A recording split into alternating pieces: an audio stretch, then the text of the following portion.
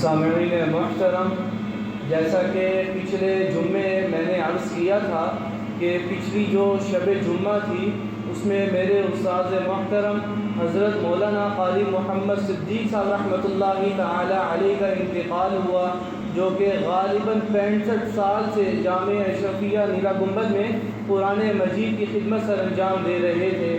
اب یاد رکھیں کہ ہر کسی کا یہی اختتام ہے، ہر کسی نہ کسی پر موت لازمی آنی ہے۔ کوئی ایسا نہیں ہے کہ جس نے اس دنیا میں ہمیشہ رہنا ہے۔ جانے والا ہمیں کیا پیغام دے رہا ہے کہ آج تو میری باری آ گئی، کل کو تمہاری باری ہے۔ اس لیے اللہ تعالیٰ سے یہ دعا کرنی چاہیے کہ اللہ موت سے پہلے ہمیں بھی موت کی تیاری کرنے کی توفیق عطا فرما دے۔ موت سے پہلے انسان کو موت کی تیاری کرنی چاہیے۔ کیوں؟ اس لیے کہ نہیں پتہ کہ کس لمحے موت کا شکنجہ انسان پر آئے اور وہ انسان کو اپنی لپیٹ میں لے کر اللہ کی بارگاہ میں پہنچا دے۔ تو اس لیے عقل مند کون ہے؟ جو مرنے سے پہلے مرنے کی تیاری کر رہا ہو۔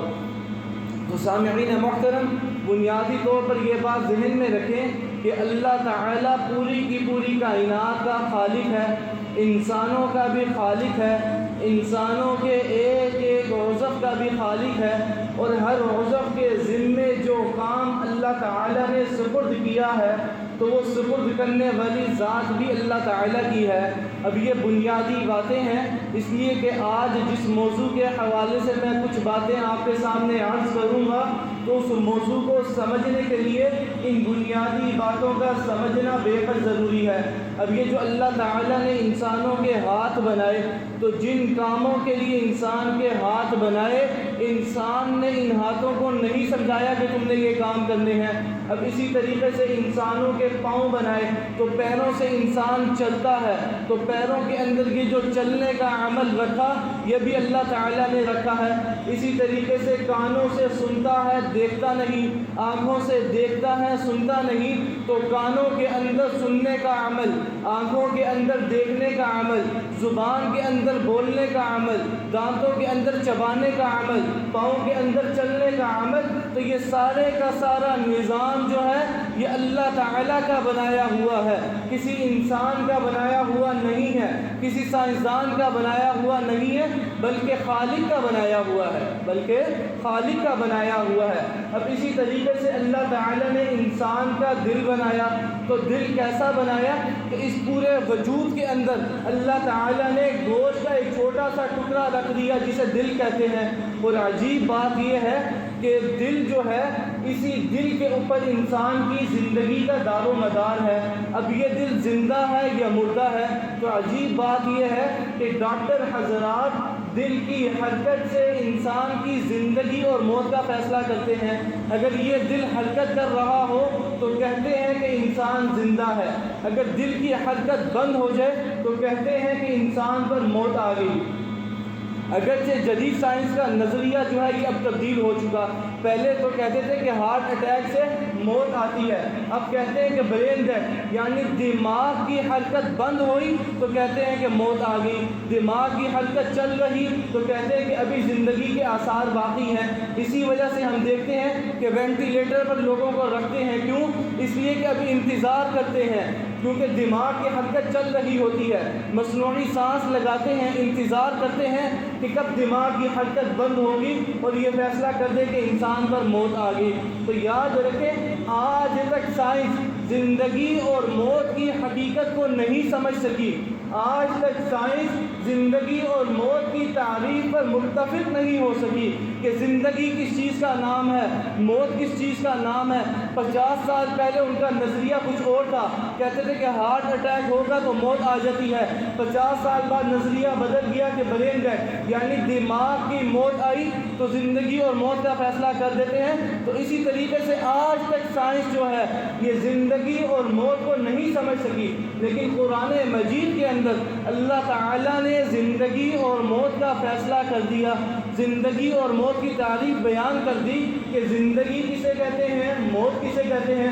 چنانچہ قرآن مجید کے اندر اللہ تعالیٰ نے فرمایا کہ جب اللہ تعالیٰ انسانی وجود کے اندر روح کو ڈالتے ہیں تو اس کا نام زندگی ہے، اور جب کسی وجود کے اندر سے اللہ تعالیٰ روح کو نکال لیتے ہیں تو اس کا نام موت ہے۔ جب بنانے والے نے یہ تعریف کر دی تو بنانے والا جو کہ انسانوں کا بھی خالق ہے، پوری کی پوری کائنات کا خالق ہے، تو جب اس نے تعریف کر دی تو اس کی تعریف سے تو کسی کا بھی اختلاف کرنا بنتا نہیں، کسی کا بھی اختلاف کرنا بنتا نہیں۔ اب یہ جو دل اللہ تعالیٰ نے بنایا ہے، اس دل کا کام کیا ہے؟ تو یاد رکھیں کہ دل کے دو کام ہیں، ایک تو جسمانی کام ہے، ایک روحانی کام ہے۔ جسمانی کام کیا ہے؟ کہ یہ خون کی پمپنگ کرتا ہے، کہ اس کے ساتھ رگیں وابستہ ہیں کہ جس کے ذریعے یہ بدن کے اندر خون کی سپلائی کرتا ہے، اس کی وجہ سے انسانی زندگی جو ہے یہ چل رہی ہوتی ہے۔ لیکن دل کا ایک اور کام بھی ہے، وہ کیا ہے؟ سرکار دو عالم صلی اللہ علیہ وآلہ وسلم نے حدیث مبارکہ کے اندر ہمیں سمجھایا۔ وہ دل کا کام کیا ہے کہ آپ علیہ الصلوۃ والسلام نے فرمایا کہ الا ان فی الجسد مضغۃ اذا صلحت صلح الجسد كله واذا فسدت فسد الجسد كله، کہ آگاہ ہو جو انسانی جسم کے اندر، الا ان فی الجسد، آگاہ ہو جو کہ اس جسم کے اندر گوشت کا ایک ٹکڑا ہے، اذا صلحت، جب وہ ٹھیک رہتا ہے، صلح الجسد كله، تو پورے کا پورا جسم ٹھیک رہتا ہے، واذا فسدت، وہ جب وہ گوشت کا ٹکڑا خراب ہوتا ہے تو فسد الجسد كله، پورے کا پورا جسم جو ہے یہ خراب ہو جاتا ہے، پوری کی پوری جو مشینری ہے یہ خراب ہو جاتی ہے۔ آگے وہ گوشت کا ٹکڑا کون سا ہے؟ سرکار دو عالم صلی اللہ علیہ وسلم نے فرمایا الا وہی القلب، آگاہ ہو جاؤ یہ گوشت کا ٹکڑا دل ہے، آگاہ ہو جاؤ یہ گوشت کا ٹکڑا دل ہے۔ جب دل تندرست ہوتا ہے تو پوری کی پوری مشینری ٹھیک، جب دل خراب ہوا تو پوری کی پوری مشینری جو ہے یہ خراب ہو جاتی ہے۔ تو سرکار دو عالم صلی اللہ علیہ وسلم کا ایک اور فرمان ہے، ایک اور حدیث کے اندر آپ علیہ الصلوۃ والسلام نے فرمایا کہ انسانوں کا جو دل ہے یہ رحمان کی دو انگلیوں کے درمیان ہے۔ میں حدیث مبارکہ کا ترجمہ کر رہا ہوں، حدیث مبارکہ کے الفاظ ہیں کہ بین اصبعی الرحمن، کہ انسانوں کا دل رحمان کی دو انگلیوں کے درمیان ہے۔ اب اللہ تعالیٰ کی انگلیاں ہیں نہیں ہیں، ہے تو کیسی ہیں؟ یاد رکھیں یہ متشابہات قسم کے الفاظ ہیں۔ اسی طریقے سے اللہ تعالیٰ کے لیے قرآن مجید کے اندر ہاتھ کا لفظ بھی استعمال ہوا، قل اللہم مالک الملک تؤتی الملک من تشاء وتنزع الملک ممن تشاء وتعز من تشاء وتذل من تشاء بیدک الخیر۔ ید کہتے ہیں ہاتھ کو، تو قرآن مجید کے اندر اللہ تعالیٰ کے لیے ہاتھ کا لفظ بھی استعمال ہوا، بیدک الخیر، کہ اللہ تیرے ہاتھ میں ہی ساری کی ساری خیر ہے۔ اللہ تعالیٰ کے لیے چہرے کا لفظ بھی استعمال ہوا، فَأَيْنَمَا تُوَلُّوا فَثَمَّ وَجْهُ اللَّهِ، تم جہاں کہیں بھی رخ کر لو وہیں پر اللہ تعالیٰ کا چہرہ، وہیں پر اللہ تعالیٰ کا رخ۔ سورہ رحمان کے اندر بھی ہے وَيَبْقَى وَجْهُ رَبِّكَ ذُو الجَّلَالِ وَالْإِكْرَامِ، تو وجہ چہرے کو کہتے ہیں۔ تو یاد رکھیں یہ متشابہات قسم کے الفاظ ہیں، ان کے متعلق علماء نے، محدثین نے، مفسرین نے ایک ضابطہ بیان کیا کہ قرآن مجید کے اندر، احادیث مبارکہ کے اندر جہاں کہیں بھی اس جیسے الفاظ آئے تو ان کے اندر ایک ضابطہ ہے کہ بغیر سوچے سمجھے اس پر ہمارا ایمان رکھنا ضروری ہے۔ اپنی سوچ کے گھوڑے ہمارے دوڑانے کی ضرورت نہیں ہے، چپ چاپ ہمارا اس پر ایمان رکھنا ضروری ہے۔ اب کیسا ہے؟ جیسا اللہ کی شان شان، اللہ تعالیٰ کے ہاتھ کیسے ہیں؟ جیسے اس کی شان کے لائق ہے، جیسے اس کی شان کے لائق ہے۔ تو میں حدیث مبارکہ بیان کر رہا تھا کہ آپ علیہ الصلوۃ والسلام نے فرمایا کہ انسانوں کے جو دل ہیں یہ رحمان کی دو انگلیوں کے درمیان ہے، بین اصبعی الرحمن، رحمان کی دو انگلیوں کے درمیان ہے۔ جب وہ چاہے گا پلٹ دے گا، جب وہ چاہے گا پلٹ دے گا۔ تو اب انسان کتنا ہی گناہ گار کیوں نہ ہو، کتنا ہی نافرمان کیوں نہ ہو، کتنا ہی برا کیوں نہ ہو، اس کے لیے ایک ضابطہ ہے کہ لا تقنطوا من رحمت اللہ، اللہ کی رحمت سے کبھی بھی مایوس نہ ہو۔ کیوں؟ اس لیے کہ انسان کا جو دل ہے یہ اللہ کی دو انگلیوں کے درمیان ہے۔ جب وہ چاہے گا پلٹ دے گا، اگر وہ چاہے 5 سال بعد پلٹ دے، اگر وہ چاہے 5 مہینے بعد پلٹ دے، اگر وہ چاہے 5 دنوں بعد پلٹ دے، اگر وہ چاہے اسی مجلس کے اندر بیٹھے بیٹھے 5 منٹ بعد پلٹ دے۔ اسی لیے جو بندہ کتنا ہی گناہ گار کیوں نہ ہو، اللہ کی رحمت سے کبھی بھی مایوس نہیں ہونا چاہیے، اس لیے کہ انسان کا جو دل ہے رحمان کی 2 انگلیوں کے درمیان ہے۔ جب اللہ تعالیٰ چاہیں گے پلٹ دیں گے، بندہ جو ہے وہ صراط مستقیم کی طرف آ جائے گا۔ شرط کیا ہے کہ اللہ کی رحمت سے کبھی بھی مایوس نہیں ہونا چاہیے اور توبہ کا دروازہ کبھی بھی چھوڑنا نہیں چاہیے۔ اب یاد رکھیں کہ ہم معاشرے کے اندر دیکھتے ہیں کہ بسا اوقات 2 بھائی ہوتے ہیں، میاں بیوی ہوتے ہیں، ماں باپ ہوتے ہیں، اولاد ہوتی ہے، بہن بھائی ہوتے ہیں، آپس میں جگری یار ہوتے ہیں، ان کے درمیان جدائی آ جاتی ہے، ان کے دلوں کے اندر توڑ پیدا ہو جاتا ہے۔ اب وہ کون سے ایسے کام ہیں کہ جن کے کرنے کی وجہ سے انسانوں کے دلوں کے اندر توڑ پیدا ہوتا ہے، اور کون سے ایسے کام ہیں کہ جن کے کرنے کی وجہ سے ٹوٹے ہوئے دلوں کے اندر جوڑ پیدا کیا جاتا ہے۔ اب اللہ تعالیٰ جو کہ انسانوں کے دلوں کا خالق ہے، اس نے کون سے ایسے اعمال بتلائے کہ جن کی وجہ سے دل ٹوٹتے ہیں اور جن کی وجہ سے ٹوٹے ہوئے دل جڑتے ہیں۔ تو یاد رکھیں دل جو ہے یہ بھی بیمار ہوتے ہیں، دل جو ہے یہ بھی بیمار ہوتے ہیں، اور اس کی بیماری کی بھی 2 قسمیں ہیں۔ ایک قسم وہ ہے جو جسمانی ہوتی ہے، ایک قسم وہ ہے جو روحانی ہوتی ہے۔ جب جسمانی بیماری ہوتی ہے تو اس کا علاج کرنے کے لیے ہم ڈاکٹر حضرات کے پاس جاتے ہیں، تو وہ دل کی جو جسمانی بیماری ہے اس کا علاج کرتے ہیں۔ اور ایک روحانی بیماری ہے کہ جس کے متعلق سرکار دو عالم صلی اللہ علیہ وسلم کی حدیث مبارکہ میں نے بیان کی کہ الا ان فی الجسد مضغۃ، آگاہ ہو جاؤ کہ جسم کے اندر گوشت کا ایک ٹکڑا ہے، جب وہ ٹھیک رہتا ہے تو پورے کا پورا جسم ٹھیک رہتا ہے، جب وہ خراب ہوتا ہے تو پورے کا پورا جسم خراب ہو جاتا ہے۔ الا وہی القلب، آگاہ ہو جاؤ وہ دل ہے۔ تو یہ روحانی بیماری کی طرف سرکار دو عالم صلی اللہ علیہ وآلہ وسلم ہمیں بتلا رہے تھے۔ تو یاد رکھیں کہ بعض بیماریاں وہ ہیں جو اس دل کی روحانی بیماری ہے۔ تو روحانی بیماری کہ جس کی وجہ سے دلوں کے اندر توڑ پیدا ہوتا ہے، پھر اس ٹوٹے ہوئے دلوں کو اندر جوڑ کیسے پیدا کیا جائے، تو سرکار دو عالم صلی اللہ علیہ وآلہ وسلم کی تعلیمات کے اندر ہم دیکھتے ہیں۔ تو جو سب سے پہلے روحانی بیماری ہے وہ حسد ہے۔ حسد یہ دل کی سب سے خطرناک ترین بیماری ہے۔ جہاں حسد ہوگا وہاں دلوں کے اندر جوڑ کے بجائے توڑ پیدا ہوگا۔ حسد نہیں ہوگا دلوں کے اندر محبت آئے گی، جوڑ پیدا ہوگا۔ حسد کیا ہے؟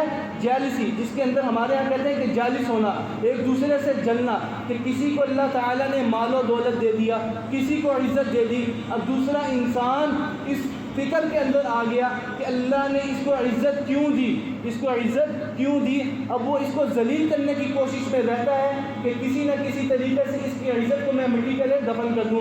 اب کسی کو اللہ تعالیٰ نے امتحان میں اعلیٰ نمبروں سے کامیاب کر دیا، کسی کو اللہ تعالیٰ نے مال و دولت سے نواز دیا، کسی کو اللہ تعالیٰ نے عزت سے نواز دیا، تو اب اگلا انسان جو ہے وہ اس فکر کے اندر ہے کہ کسی نہ کسی طریقے سے میں اس کی یہ ساری چیزیں ختم کر دوں، اس کی ساری چیزیں میں ختم کر دوں۔ یہ کیا ہے؟ حسد۔ یہ دل کی بہت خطرناک ترین بیماری ہے۔ یاد رکھیں کہ 2 دوست ہوتے ہیں، ایک کے مالی حالات ذرا درست ہونے شروع ہوتے ہیں، دوسرے کے حالات ذرا ڈاؤن ہونا شروع ہوتے ہیں۔ تو اگر ان کے دلوں کے اندر محبت ہوگی تو آپس میں تعلق برقرار رہے گا، لیکن اگر محبت نہیں ہوگی تو حسد آ جائے گا۔ جب حسد آ جائے گا تو آپس میں جگری یار کیوں نہ ہو دلوں کے اندر توڑ پیدا ہونا شروع ہو جائے گا۔ اسی طریقے سے 2 بھائی کیوں نہ ہو، ان کے اندر بھی جب حسد آئے گا تو آپس میں دلوں کے اندر توڑ پیدا ہو جائے گا۔ تو یاد رکھیں کہ یہ حسد ایسی بیماری ہے کہ یہ سرکار دو عالم صلی اللہ علیہ وآلہ وسلم سے بھی کیا گیا۔ احادیث مبارکہ کے اندر آتا ہے کہ خیبر کے موقع پر سرکار دو عالم صلی اللہ علیہ وآلہ وسلم کو ایک یہودی عورت، زینب نامی یہودی عورت نے بکری کے دستی کے گوشت کے اندر زہر ملا کر پیش کیا کہ اللہ کے نبی صلی اللہ علیہ وسلم کو دستی کا گوشت پسند ہے، وہ تناول فرما لیں گے۔ لیکن پھر اللہ تعالیٰ نے وحی کے ذریعے سرکار دو عالم صلی اللہ علیہ وسلم کو بتلایا اور بچا لیا۔ پھر آخر میں اس لڑکی کو پکڑا گیا، پکڑنے کے بعد اس سے پوچھا گیا کہ تمہیں کیا بیماری پڑی، سرکار دو عالم صلی اللہ علیہ وسلم نے تمہیں کیا تکلیف پہنچائی کہ جس کی وجہ سے تم ان کی جان کی دشمن بن گئی؟ انہیں زہر والا گوشت پیش کیا تو اس نے بڑے جوابات دیے۔ تو ان جوابات میں ایک جواب جو کہ آج کی مجلس کے حوالے سے ہے، میں اسے ذکر کر دوں۔ وہ کہنے لگی کہ مجھے اس چیز سے حسد تھی کہ ان کے ماننے والوں کی تعداد زیادہ کیوں ہو رہی ہے۔ اب یاد رکھیں کہ یہ حسد ایسی بیماری ہے کہ جس کی وجہ سے بسا اوقات انسان دوسرے انسان کی جان کا دشمن بن جاتا ہے، دوسرے انسان کی جان کا دشمن بن جاتا ہے۔ تو اس حسد سے چھٹکارا پانے کے لیے اللہ تعالیٰ نے قرآن مجید کے اندر 2 صورتیں نازل کی، سرکار دو عالم صلی اللہ علیہ وسلم پر 2 صورتیں نازل کی۔ قرآن مجید کی بالکل آخری 2 صورتیں جنہیں ہم معوذتین کہتے ہیں، قل اعوذ برب الفلق قل اعوذ برب الناس۔ غالباً یہاں پر جتنے بھی حضرات موجود ہیں ساروں کو یہ صورتیں یاد ہوں گی۔ یہ صورتیں ایسی ہیں کہ جن کے اندر سرکار دو عالم صلی اللہ علیہ وسلم کو اللہ تعالیٰ نے حسد سے بچنے کی تلقین کی، اور سورہ فلق کے اندر تو اسی کو بیان کیا گیا کہ وَمِن شَرِّ حَاسِدٍ إِذَا حَسَدَ، کہ میں پناہ مانگتا ہوں حسد کرنے والے کے شر سے جب وہ حسد کرنے لگے۔ تو اللہ تعالیٰ نے ہمیں حسد سے بچنے کی بھی تلقین کی، اس لیے کہ جب حسد آئے گا تو دلوں کے اندر توڑ آئے گا، جب حسد جائے گا تو دلوں کے اندر جوڑ پیدا ہوگا، محبت آئے گی۔ تو یاد رکھیں کہ بسا اوقات اس طرح ہوتا ہے کہ انسان کو خود محسوس ہو رہا ہوتا ہے کہ میرے اندر حسد جیسی بیماری آ چکی ہے، میرے اندر حسد آ گیا ہے۔ تو اس حسد سے چھٹکارا کس انداز سے پایا جائے گا، اس کو بھی سرکار دو عالم صلی اللہ علیہ وسلم نے بیان کیا، احادیث مبارکہ کے اندر اس کو بھی بیان کیا۔ وہ کیا ہے کہ جب اپنے کسی مسلمان بھائی کے پاس کوئی نعمت دیکھی تو اللہ تعالیٰ سے یہ دعا کرنی چاہیے کہ اے اللہ یہ جو نعمت آپ نے اس کو دی اس جیسی نعمت مجھے بھی عطا فرما دے، اس جیسی نعمت مجھے بھی عطا فرما دے۔ حسد کے اندر کیا ہوتا ہے کہ اے اللہ یہ جو تو نے اس کو دیا میرے پاس بھی نہ آئے، اس کے پاس بھی نہ رہے، دونوں کے پاس نہ ہو۔ لیکن یہ جو دوسری چیز ہے کہ اے اللہ یہ جو اس کو آپ نے دی اس کے پاس بھی رہے، اس جیسی نعمت مجھے بھی ملے، اسے کہتے ہیں غیبتہ۔ اسے کیا کہتے ہیں؟ غیبتہ۔ یہ جائز ہے۔ سرکار دو عالم صلی اللہ علیہ وسلم نے حسد جیسی بیماری سے بچنے کے لیے غیبتیں کی تلقین کی کہ اللہ تعالیٰ سے اس انداز سے دعا مانگنی چاہیے کہ اے اللہ یہ جو نعمت آپ نے فلاں شخص کو دی اس جیسی نعمت مجھے بھی عطا فرما دیجیے۔ تو اب وقت بھی پورا ہو گیا، تو انشاءاللہ اگلے جمعے میں اس بیان کو مزید چلاؤں گا۔